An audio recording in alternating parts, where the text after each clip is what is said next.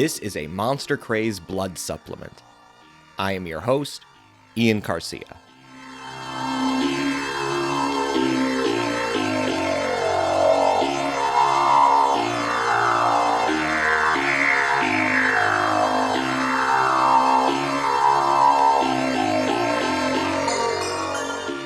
William Henry Pratt, or Billy affectionately, was born on November 23, 1887, the youngest of 8 children born to Eliza Sarah and Edward John Pratt, Jr.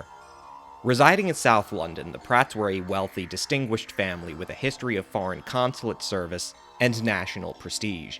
Edward Pratt Jr., then 50 years old, had been born out of wedlock on October 15, 1827 in Bengal, India, to Edward Pratt Sr., a lieutenant of the Honorable East India Company's Marines and an unidentified Indian woman. Pratt Jr. went on to become an uncovenanted civil servant, twice widowed and siring 4 children before taking his third wife, Eliza Sarah Millard, on October 27, 1864. The 16-year-old Eliza was herself the granddaughter of Captain Thomas Maxwell Crawford, ADC to the commander of the British troops in Lahore, India, and her sister was Anna Leonowens, who was briefly a tutor and governess for the children of King Mongkut of Siam, her embellished experiences forming the basis for the 1870 memoir, The English Governess at the Siamese Court, and later Margaret Landon's 1944 novel, Anna and the King of Siam. By 1874, Edward Jr. had been appointed Assistant Collector of Salt Revenue, a position he held until his retirement in 1878, at which point the family moved back to England. Despite his affluence, William Pratt soon found himself isolated from his immediate family. Most of his male siblings were already significantly older, socially independent, and preparing to continue in the family tradition of British consular service and work abroad. In 1893, his mother passed away, and only 2 years later, his father abandoned the family, never to return. He was taken in by his single, middle-aged half-sister, Emma Caroline Pratt, with whom he moved several times during his childhood.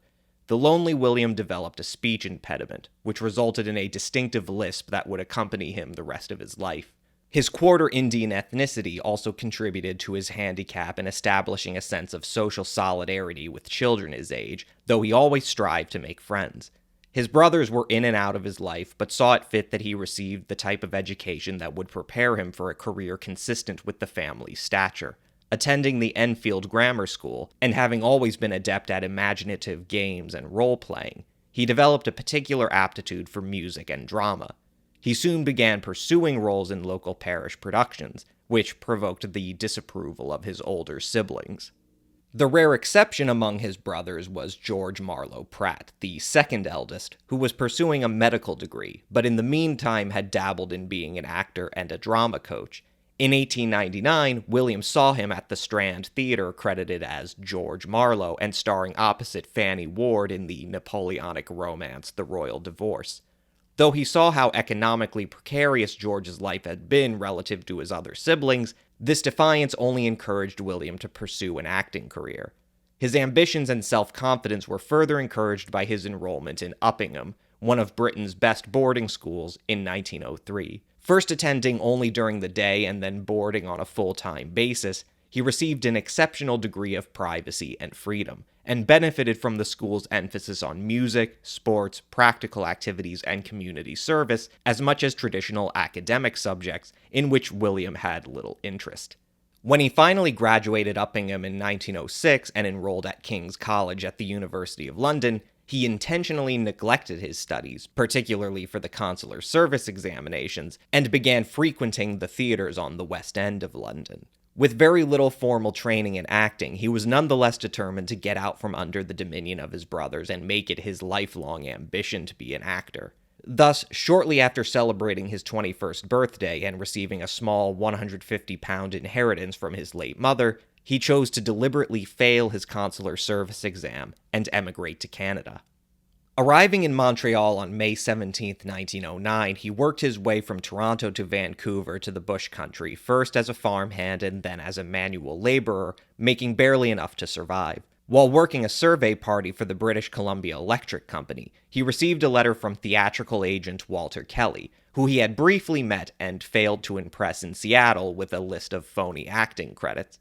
Kelly was looking to fill a vacancy with the Gene Russell Players in Kamloops, British Columbia, and on the 250-mile train trip, William devised his pseudonym, Boris Karloff.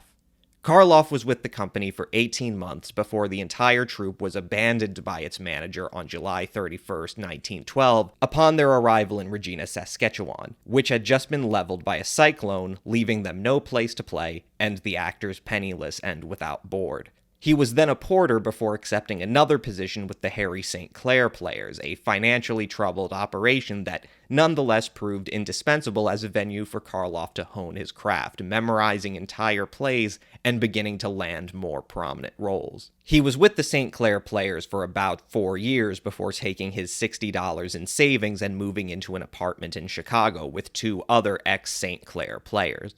Unemployed to the last cent, he finally landed one and then another Midwestern touring gig through theatrical agent Milo Bennett. At the end of his second tour in St. Paul, Minnesota, he joined the Billy Bennett Company, which landed him in San Pedro, California in December 1917. He bounced around California for the better part of a year before finally landing in Los Angeles, where he began knocking at the doors of major studios despite having never previously given a thought to an acting career that wasn't on the stage, coming to films only as a last resort. His view of film acting soon changed, however, after he managed to snag a role in United Artists' first production, the Douglas Fairbanks star vehicle, His Majesty the American, from 1919. Paid $5 a day for a week of shooting, Karloff realized that he could make far more just being an extra in film productions than he could in weeks working with stock theater companies. His first significant role came when he was rehired by producer Jesse D. Hampton to play the villain in the silent comedy The Deadlier Sex, released in late March 1920. This established the physically distinctive Karloff as a potential heavy type. Soon, casting directors also began taking advantage of his dark complexion and exotic features. In 1921 alone, he appeared as a villainous Arab or Indian in The Hope Diamond Mystery, Without Benefit of Clergy, and Cheated Hearts, the latter being his first Universal film. Finally establishing himself, Karloff could now expect to make as much as $150 a week when he was working. When he wasn't working, however, he was compelled by circumstances to take on manual labor as he had done in his earliest days, hesitant that returning to extra work would jeopardize the minimal status he had developed. These circumstances lasted throughout the 20s. He had been several months out of work in 1930 when a clerk at the Actors' Equity office tipped him off about a small part being auditioned that very day for the Los Angeles run of the hit Marin Flavin play, The Criminal Code. Karloff ended up snagging a small but significant role in the prison drama as hardened convict Ned Galloway.